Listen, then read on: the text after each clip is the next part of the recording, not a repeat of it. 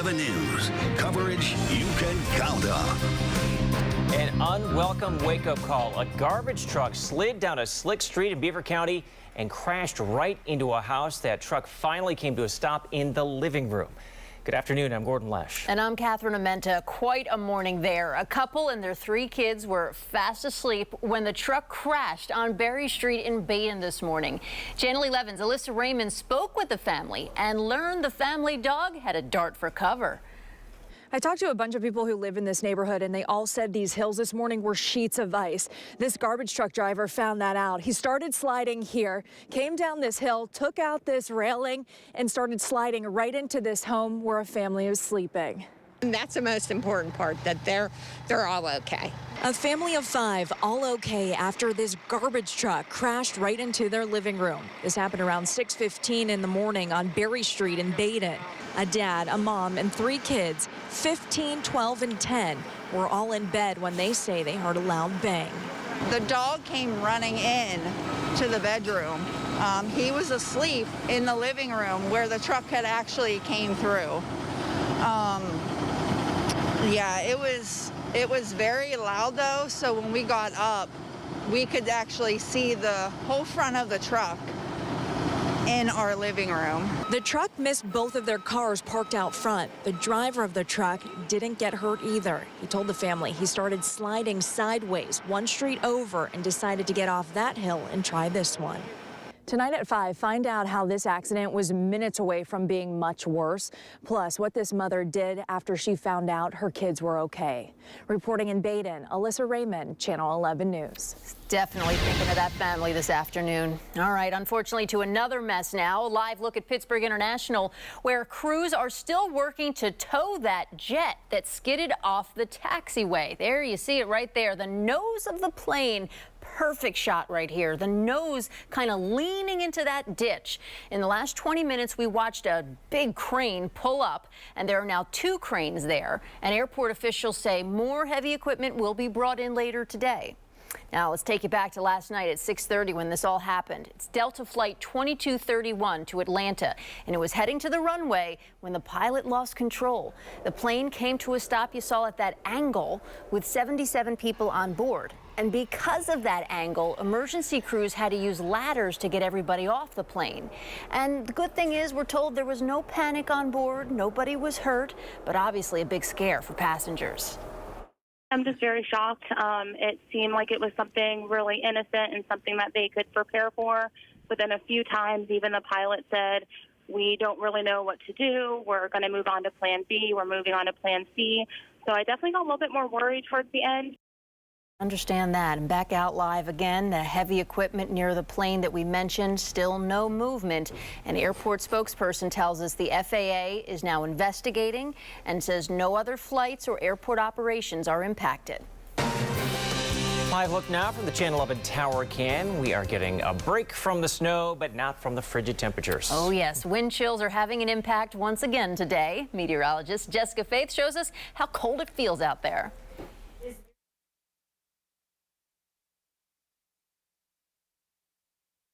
That mic on right there. So we are still very cold, dealing with a good bit of cloud cover, even some snow showers off toward the south, right around Morgantown, and points toward the south of I-70. And once that wraps up, we're completely dry for the rest of the day. But just like Catherine mentioned, we will have to deal with the very cold temperatures for the remainder of the day, which means anything still on the roads could refreeze or even stay frozen. So that can be an issue for your evening commute. I'm going to dive deeper into the temperatures for today, including the wind chill, and give you a sneak peek at the weekend. If you have plans, you'll want to see what to expect. Covering breaking news right now, and this is a live look at North Texas. This is a chain reaction crash involving dozens of vehicles. We're told at least 70 vehicles, according to actually an update now on that. I'm just clicking on this. NBC News now reporting up to 100 vehicles involved. 5 people are reported dead. Dozens more are injured. And this is all because of icy conditions on the freeway there, an interstate in Texas. You can see just some of the damage there as they pull out from this helicopter shot. Wow, just an unbelievable amount of damage. Icy conditions this morning led to all of this. The Fort Worth Fire Department calling this a mass casualty event. We are working to get more information on this. We'll keep an eye on it. We'll have more coming up. Wow, and just a good reminder for all of us to please be careful with this winter weather we're experiencing as well. All right, we'll move on. And in the past 45 minutes, the Allegheny County Health Department released an update on COVID cases. They're reporting 270 new cases since yesterday. All but 5 are from tests done in the past week. No additional deaths are reported. And the state has scheduled a briefing for this afternoon, and they are set to talk about helping senior citizens get a vaccine. So be sure to look for developing details tonight starting at 5 on Channel 11 News. Someone in Allegheny County has been infected with the UK variant of COVID-19. This strain is more contagious than other forms of the virus, and scientists believe it's 30 to 50% more efficient at spreading from person to person. No evidence at this point to show it makes you sicker or that it is more deadly, but the faster it spreads, meaning, well, there would be more cases out there and more of a burden on our healthcare system. We talked with an infectious disease expert who wasn't surprised by the announcement. He believes the South African, and Brazilian variants of COVID are also probably here as well. I do think that it's likely that we'll find more variants in this area. This virus is spreading pretty rampantly across the country with a little less than 100,000 cases per day occurring. So those variants are mixed in. The CDC says the UK variant could become the predominant strain in the U.S. by next month. County health leaders say this is all the more reason to wear a mask, wash your hands, and physically distance. And in fact, the CDC is updating its mask guidelines, and the new variants are one of the reasons for the change. Channel 11's Mike Holden explains they now recommend 2 masks. With new COVID-19 variants arriving right here in Pittsburgh, masking up is more important than ever before. The CDC has released a new study showing 2 masks may actually be better than wearing just 1. Double masking can save lives. That's the message coming out from the Centers for Disease Control. The CDC rolled out additional guidance after completing recent research, and they say wearing 2 masks could block more than 90% of the coronavirus. Experts suggest wearing a surgical mask like this and then putting a cloth mask on top of it. Dr. Graham Snyder, Medical Director of Infection Prevention and Hospital Epidemiology at UPMC, says we need to look at the big picture. He says it's not necessarily about wearing 2 masks versus 1. He says it's about properly wearing a well-fitting mask over your mouth and nose.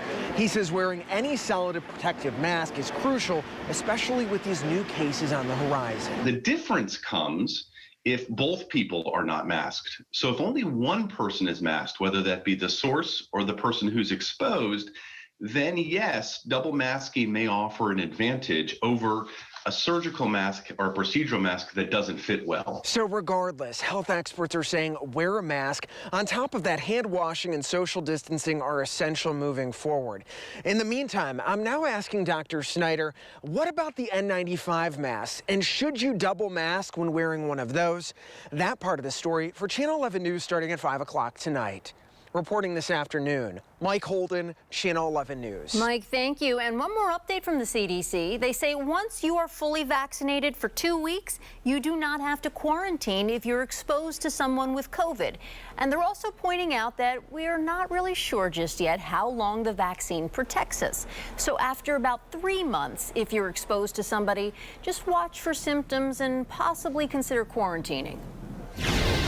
A live look from inside the U.S. Capitol, day 3 of the second impeachment trial of former President Donald Trump just getting started. Democrats are set to wrap up their arguments today. They've spent hours yesterday showing video of the Capitol riots and some never-before-seen security video from inside. Our Jacqueline Fell is in Washington with a look at what we could expect today. We expect to see more dramatic video today and a look at the aftermath of the attack. House impeachment managers say the facts are clear and their case is strong. They say former President Donald Trump is responsible for the deadly Capitol attack last month. And today, they tell us they'll show how Trump refused to stop the attack and never showed any remorse for the violence. For the lawmakers evacuated in the attack, seeing new security footage was emotionally troubling. Because the truth is, this attack never would have happened but for Donald Trump. And at 2:30, I heard that terrifying banging on House chamber doors. For the first time in more than 200 years, the seat of our government was ransacked on our watch. Trump's team say the managers are playing to the cameras and argue Trump can't be convicted because he's no longer in office. We can't possibly be suggesting that we punish people for political speech in this country. While Republicans called the new footage moving and troubling, there's no indication enough GOP senators will change their minds and vote to convict the former president. I think that pretty well fixes in place what you might see as the eventual outcome. The defense is expected to begin on Friday. They'll have 2 days, but aren't expected to use the full 16 hours. In Washington, Jacqueline Fell, Channel 11 News. Another wrong-way crash on Route 28. State police tell us the driver of a pickup appeared to be under the influence when his trucks hit several cars. The pickup drove off a ramp, then off a hillside late last night. This is near the parking lot near Route 8. One person was taken to the hospital. And this is the second wrong-way crash on Route 28 in the last month. 2 people were killed in January when a driver hit another car head-on near the East Ohio Street exit. A man who volunteers at a local food bank and church is accused of sexually abusing 2 children.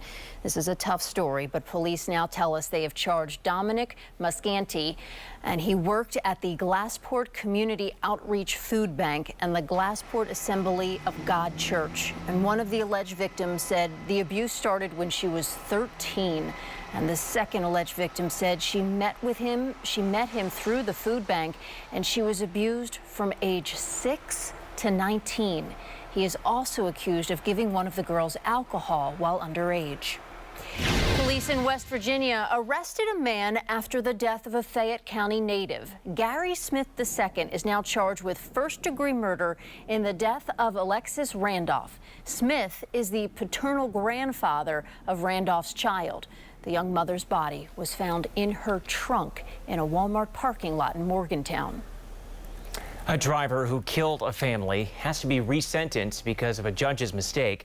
According to our partners at the Trib, Demetrius Coleman should receive a mandatory sentence of life in prison, but he was originally sentenced to 70 to 140 years in prison.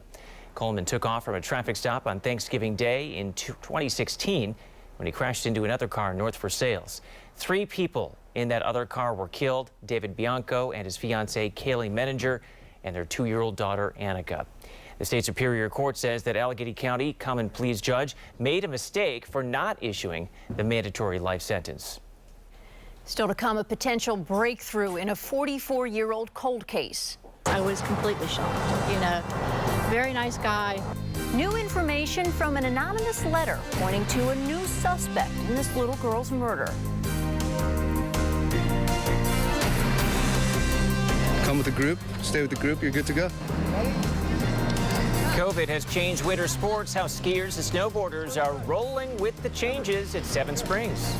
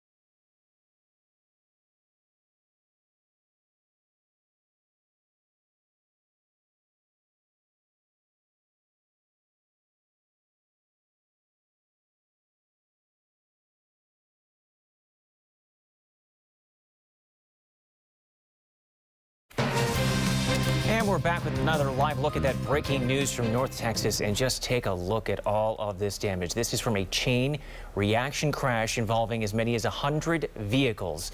And we just got another update. We are now hearing at least 8 people were killed. This was because of icy conditions on this Interstate 35 West just outside of Fort Worth, Texas. Dozens of people are hurt. Fort Worth officials say that they were calling this a mass casualty event. They were going car to car to assess the medical needs of all of these vehicles. Dozens of tractor trailers and other vehicles involved. And they say the highway is going to be closed all day to remove the vehicles one by one. And you can see some of that work going on right now. Again, this is live video here. This is the aftermath of this chain reaction crash, all because of icy conditions. Another reminder of just how careful you need to be. And you can see that highway obviously closed in with those barriers on both sides, making the situation much worse. Some of those vehicles, toppled on top of each other. So a very dangerous situation that they are still assessing there in Texas. We'll continue to follow this, and we'll have more coming up. To be able to take care of them, and even if it's just a sanitary hello. Well, this man, he takes good care of Pittsburgh's FBI agents with the smallest gestures, but they mean the world. Reverend Stephen McCune is their chaplain, and he was recognized by the FBI for 30 years of service in the Pittsburgh office. He was part of the first class to become a chaplain for the FBI 3 decades ago, and agents have leaned on him in their hardest times. The church has 7 famous last words, and these are, "We never did it this way before." And the FBI is a bit like that. It's well thought of when you see a smiling face coming your way, rather than being, fully engaged in a dark investigation. And McCune made it clear, even after his 30 years, he's not retiring, and he plans to offer counseling and a shoulder to lean on for years to come. A new study has found schools are especially vulnerable to cyber attacks. IBM says more than 1,600 schools were attacked just last year. In Pittsburgh, school districts are taking steps to avoid this. Our partners at the Pittsburgh Business Times learned that Shadyside Academy installed email protection software to weed out phishing scams. And the Moon Area School District has geo-blocking technology to make sure outside devices cannot gain access. Several districts have upgraded their Zoom licenses as well to allow teachers to lock their meetings, preventing non-students from getting in.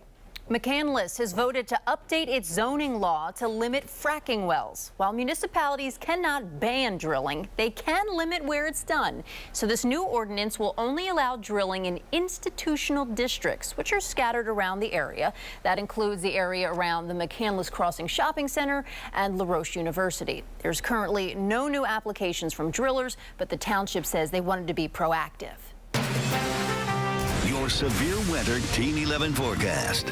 Well, we still see snow on top of the buildings, no snow falling in Pittsburgh, but we still have that cloud cover. Now, temperatures are cold enough to support the snow to stay frozen, 24 degrees, so that's below freezing. Factor in the wind, it feels like 14, so about a 10-degree difference in how cold it feels with the wind chill. Taking a look across the area, mostly in the 20s, including 25 in Greensburg, 32. You're the big winner right now in Butler.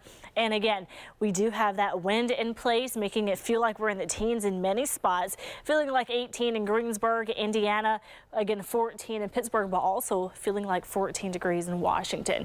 Now, winds will continue to be elevated through the afternoon, calming a bit as we go into the evening hour, so pushing near 20-mile-per-hour wind gusts around 3 p.m. The wind chill will be much colder, feeling like we're in the lower 20s, feeling pretty close to the teens there, and feeling like we're in the teens after sunset. So as far as snow is concerned, we have just a few isolated spots of snow right around Morgantown, so south of I-70. We're dry and good to go for tomorrow. Whatever your plans may be, if you want to avoid the falling snow, you're good to go. But keep in mind, there's still plenty of snow on the ground, and even on surfaces, we have those really cold temperatures in place. So expect it to stay frozen as we go into the end of the work week. Going into this weekend, we have more snow on the way. What you will see as we go into the next few days is a very wintry pattern with below freezing temperatures and snow chances. So I'm going to show you what to expect for this weekend. First thing in the morning, notice the cloud cover. Also notice the snow close by. We'll push that into our area. Really scattered, so hit and miss throughout the day, not snowing all at one spot the entire time, but it could be an issue as you head out and about in a few spots as it comes in and out throughout the day on Saturday. So issues on the roadways could be possible. And again, this is snow falling on surfaces where we already have snow, so kind of just adding to the issues we already have in place. So if you haven't had a chance to maybe clear your driveway or sidewalks where you usually walk, just know that we have more on the way, so you may want to get to that before additional snow moves in. Here's Sunday morning. First thing in the morning, we could be seeing some snow. Now, this model has actually changed since the last few hours, so continue to check in with Severe Weather Team 11. It was looking like Sunday morning was looking clear, and now it looks like we have some snow. So things could change as we head into the weekend, and we'll continue to keep you updated on the latest. Here's your 5-day forecast. Notice the temperatures. The one day that we actually touch 30 will be Friday afternoon, but we're very cold, especially for those overnight lows in the teens. Thanks, Jessica. A potential breakthrough in a 44-year-old cold case. New information from an anonymous letter pointing to a new suspect in this little girl's murder. These scams are targeting anyone and everyone. And these COVID scams have cost Americans more than $200 million and counting. We'll tell you about the latest one being sent by text message.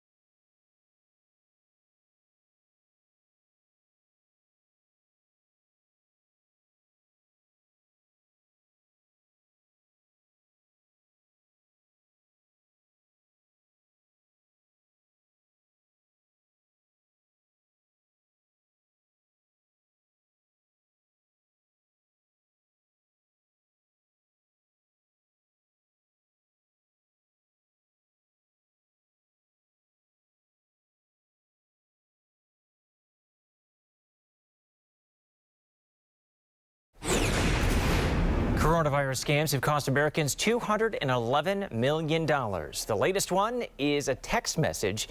The text claims you're eligible for daily stimulus money, and all you have to do is click a link. But experts say it can do some serious harm.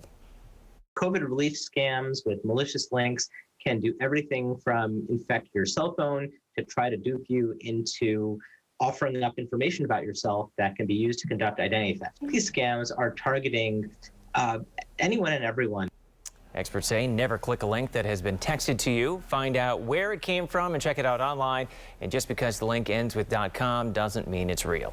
Nothing says social distancing quite like a robo-cafe. This is in Dubai, where robots have replaced the humans. It begins. Customers put in their orders, and then the robot prepares and delivers the food to the table.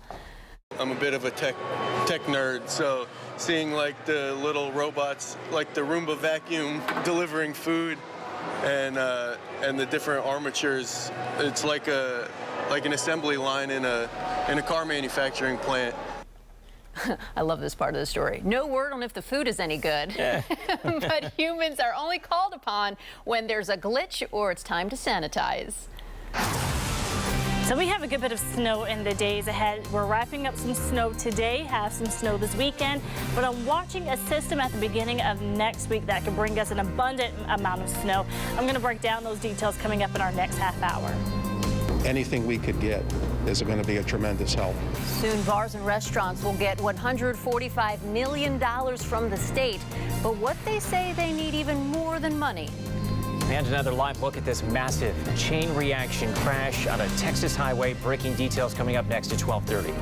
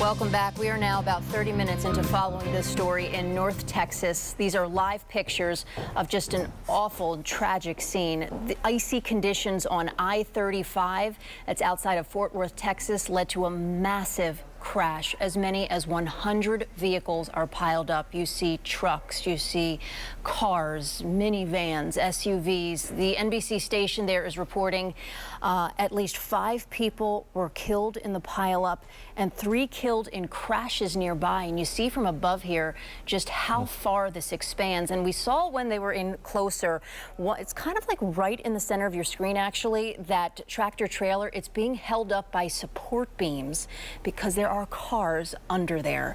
So our thoughts certainly with everybody there. Dozens hurt. And again, just a reminder, this was caused by icy conditions.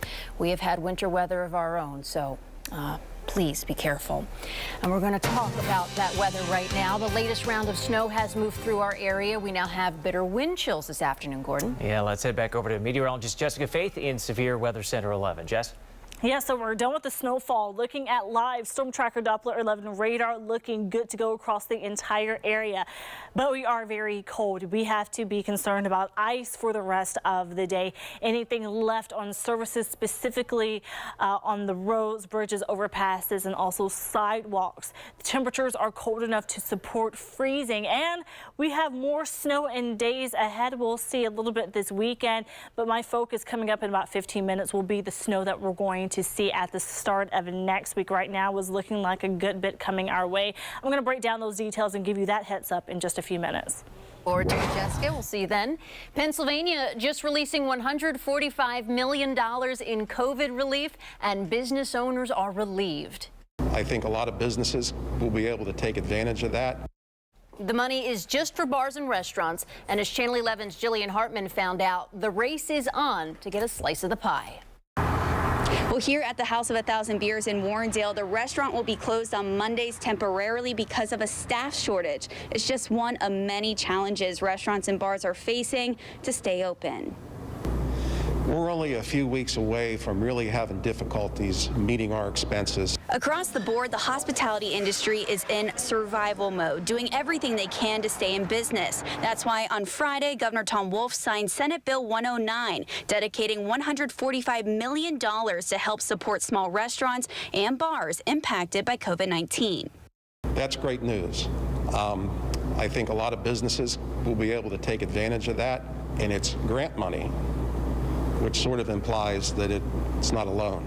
Leaders with the Pennsylvania Licensed Beverage and Tavern Association said the grant money will be divided up by county, and the funds will have to be distributed to counties before March 1st. Each business can get upwards of $50,000 in increments of $5,000, and the county is responsible for setting up the application process. To be eligible, you have to show that you've dropped about 25% of your revenue. There will be a priority group who can show that they've dropped 50% of their revenue. Eligible businesses also must have fewer than 300 employees. The money will help pay rent, mortgage, COVID-19 expenses, and other bills. Although it may not be enough for everyone that needs it in Pennsylvania, at this point, anything we could get is going to be a tremendous help. However, the association and some owners say more needs to be done and are urging the state to start easing off mitigation orders that have restricted bars and restaurants for months, particularly bar service. That's a significant amount of revenue that we're not making right now. The owner of House of 1,000 Beers says they are losing out on $5,000 to $6,000 a week with no bar top. Now, for more information on what makes a restaurant qualified for this grant money, just head over to our website at WPXI.com. Reporting in Warrendale, I'm Jillian Hartman, Channel 11 News. Best Buy has notified store workers that it's cutting some jobs and reducing hours for workers. The changes come as the company adapts to more people shopping online. Best Buy reported soaring sales in recent quarters as shoppers stock up on appliances, video game consoles, and other electronics. Much of those gains came from online orders, which nearly tripled in the most recent quarter. Best Buy furloughed more than 50,000 full and part-time workers last April, but began bringing them back over the summer. Butler Health System says they are pleased with how smoothly their vaccination process is moving along. According to the State Department of Health, more than 5,200 people in Butler County are now fully vaccinated. More than 20,000 have the first dose. Hospital officials say they're also working with the state every day to update their computers to get as many shots as possible. This week, they're vaccinating more than 7,700 people, and there are no lines because everybody has an appointment. It wasn't hard at all. Once you get on, you just have to follow the process and just book in times accordingly and show up. But it was very professional.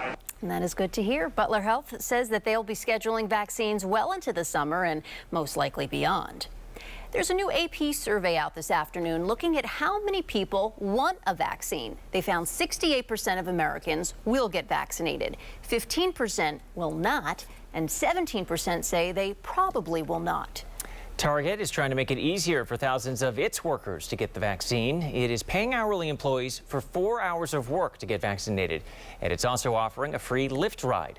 The offer applies to its 350,000 hourly workers, most of whom work around the public.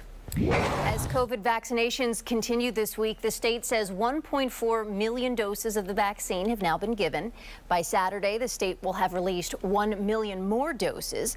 So where does Pennsylvania rank compared to other states? Channel 11's Samantha Manning takes a look. Despite a dip in coronavirus cases, we are far from ending the pandemic. Cases have continued to decline over the last 4 weeks. An average of 119,900 new cases were reported between January 31st and February 6th. That's a drop of nearly 20% from the prior week, but still dramatically higher than the last summer's peak. We must continue to drive these cases down. The Centers for Disease Control and Prevention now says only 10% of Americans have rolled up their sleeves for a COVID shot. So far, a little more than 43 million doses have been administered in the U.S. That breaks down to about 70% of the doses that have been distributed. New information from the CDC also shows 9.8 million Americans are now completely vaccinated against the virus, and nearly 33 million have gotten at least one dose. Companies like Walgreens and Uber are teaming up to help underserved communities during the biggest vaccination campaign in history. The company's initiatives will include the ability to pre-schedule rides for vaccine appointments, as well as free rides to Walgreens stores and vaccine clinics. From the Washington News Bureau, I'm Samantha Manning. Still to come this afternoon, criminals are making the most of Valentine's Day, how they can take advantage of lonely hearts. Plus, the reason Pittsburgh Brewing decided to build a new brewery instead of making Iron City at the old plants in Lawrenceville.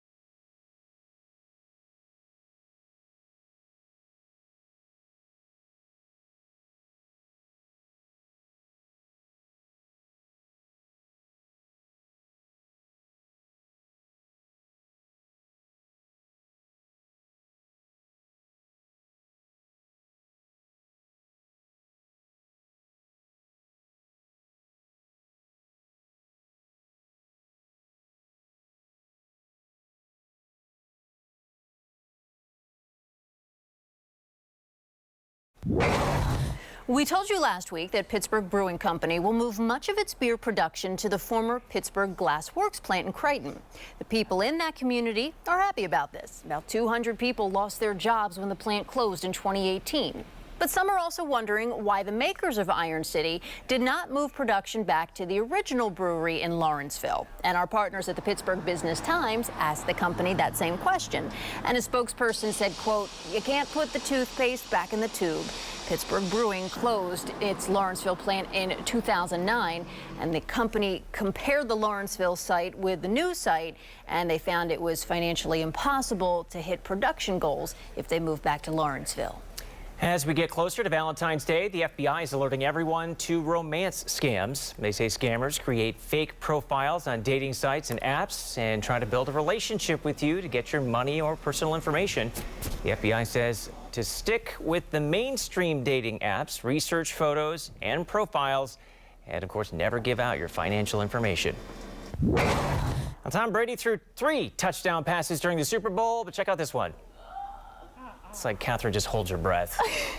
I just want to see it go right in the water. I don't like it. Yeah, he tossed the Lombardi trophy to a teammate on another boat during a boat parade celebrating Tampa's Super Bowl win. Like most of the passes Sunday, though, that one was right on the money. If only we could pass all of this snow somewhere else, but it's coming in the next few days, even to start the new work week. I'm going to break down what we're seeing right now on Storm Tracker, let you know what to expect. I was completely shocked. You know, very nice guy. A potential breakthrough in a 44-year-old cold case. New information from an anonymous letter pointing to a new suspect in this little girl's murder.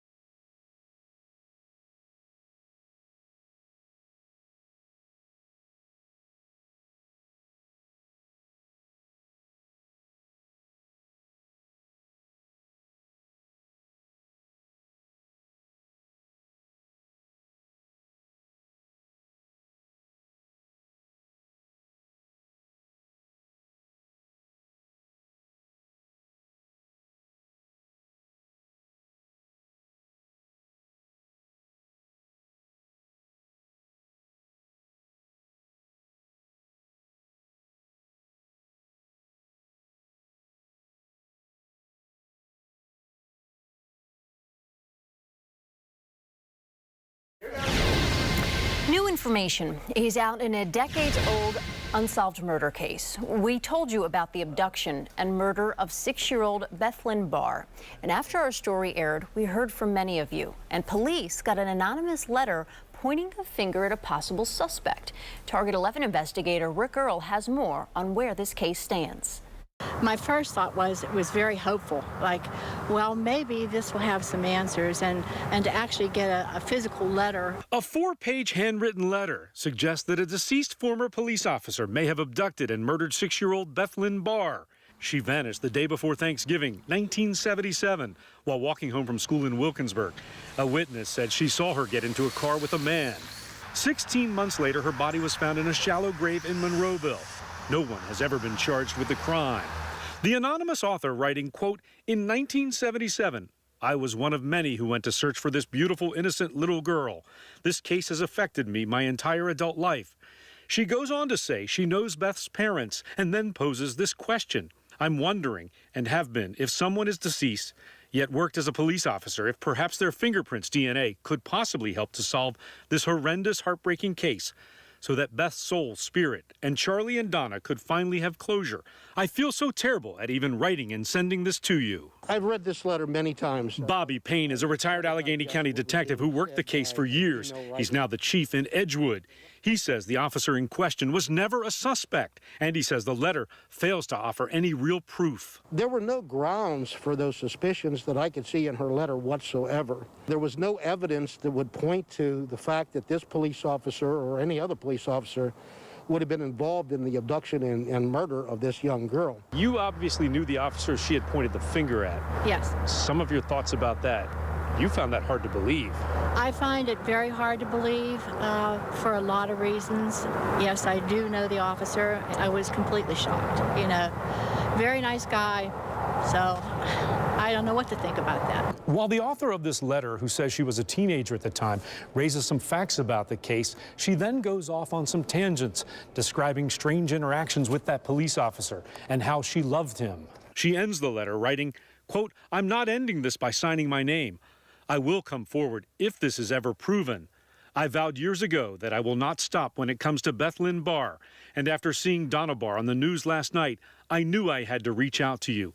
Please take me seriously." Donna Barr still doesn't know who wrote the letter. Meanwhile, Chief Payne is urging the author to come forward. As it stands right now, unless this woman is willing to come forward and sit down face to face and not have an interview but an interrogation, I don't see any value in that letter. There's no evidentiary value whatsoever. In addition to that anonymous letter, Donna Barr received calls and emails from people after our initial story.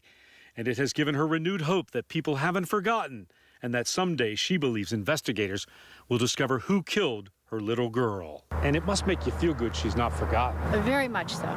It touches my heart very deeply. It reassures me that she's not forgotten. Allegheny County Police tell me they are now working to corroborate the information in this letter, and they too are asking the author to contact them. They say they will do their best to protect her identity. Rick Earl, Channel 11 News. The implosion of the Dookers Hollow Bridge is on hold for now. The 80-year-old bridge in North Braddock in East Pittsburgh was originally planned to come down today. The contractor, though, needed more time to put the explosives in. The implosion is now set for 10 tomorrow morning. Your severe weather Team 11 forecast. If you're headed out this midday or even any time of the day as we go into the afternoon and evening hours, you're going to need that heavy coat to put the layers on and keep them on. As we look across the region and even across the state, temperatures struggle to reach the freezing mark, but we are at 24 degrees in Pittsburgh. Factor in the wind, it feels colder than that.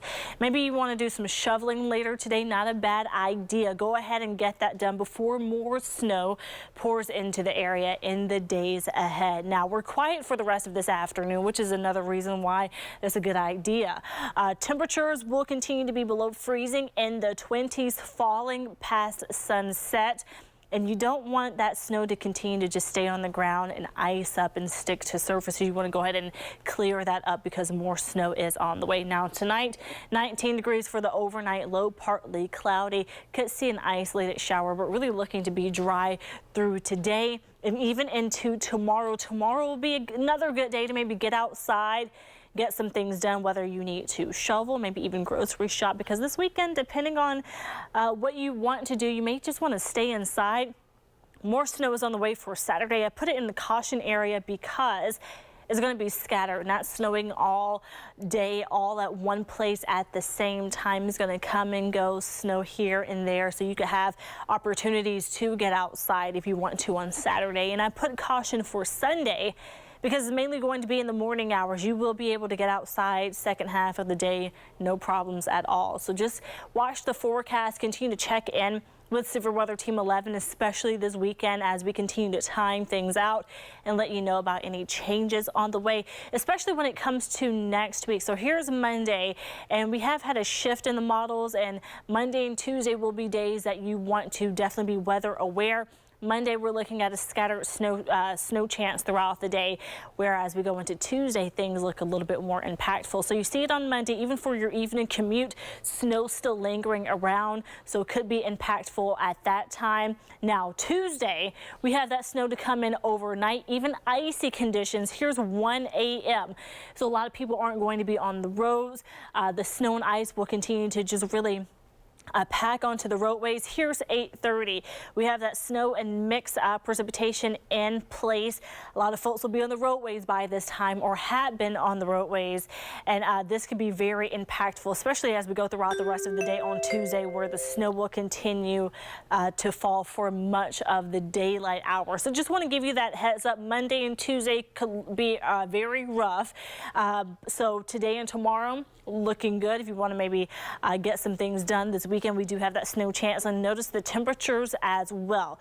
We will be below freezing. Overnight temperatures mostly in the teens, with a good bit of snow taking over our 5-day forecast. Hey, Lisa Robertson here with Local Steals and Deals, and oh my gosh, you are going to want to hear this. This is the Clean Light Air. I love this, and right now I'm just thinking of how many I'm going to get, so here's why. This little device can clean a room up to 160 square feet. What do I mean by clean? I mean this cleans the air. There's a HEPA filter in here. It's a HEP 13 HEPA filter that cleans the air 360 degrees around. It actually takes 99% of the particles out of the air. Particles as small as smoke and dust and pet dander and pollen and all of VOCs and all those things nobody wants to be breathing in, takes them out, right? But then there's more, because after it goes through the HEPA filter, it goes through a UVC LED light that kills, wait for it, 99.99% of the bacteria and germs, takes out 99% of the bad particles, and then kills 99.99% of the bacteria and germs. So this is one where I think, wait a minute, number one, I want one of these, and I want one in my kitchen. That's where I tend to spend my time. I want one that I can take with me in the car when I'm riding around. I want one that can be, in the office when I'm working. This is something I was thinking, wait a minute, I have a niece who's going to be going off to college. I really want to get her one of these for her dorm room. I have a nephew who's studying at home. I want to get one of these for him for one in his bedroom when he's in there studying all the time. I want to get one of these for my dad. He and his wife are home all the time. This is a time when we're all trying to do those basic common sense things to make ourselves safer, make our families safer, make the people we love safer. Isn't it amazing that it can be as small and simple as this is? Oh, it even works for aromatherapy. You can use essential oils, make the air smell great, and charge your cell phone while you're using it. All of this is 25% off on localsteals.com. I wish I had more time because, oh my gosh, is it amazing. But trust when I tell you, you're going to want a lot of them. I know I do.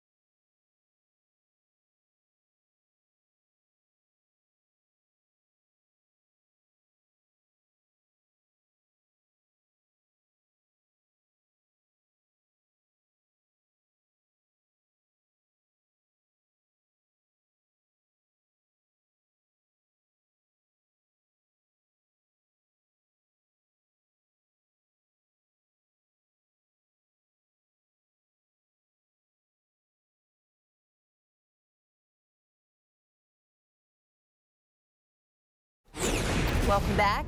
Are you putting love on the back burner this weekend? Well, a new survey from Lending Tree found nearly 40% of Americans plan to skip Valentine's Day this year just to save some money. And the CDC also has some ideas for you, too. They say if you were celebrating with somebody who doesn't live with you, consider socially distant activities, maybe like dropping off a card or taking a walk outside. A new pair of ruby slippers is set to go down the yellow brick road. According to Variety, New Line Cinema is planning to remake The Wizard of Oz. The studio promises the film will be a fresh take on Dorothy and the Land of Oz. The movie will draw on the classic 1939 original starring Judy Garland. No casting information has been announced, but I can't imagine they could top the original. No. That's all for Channel 11 News at noon. Our next newscast is tonight at 5. And we will see you back here tomorrow. Have a great day. Stay warm.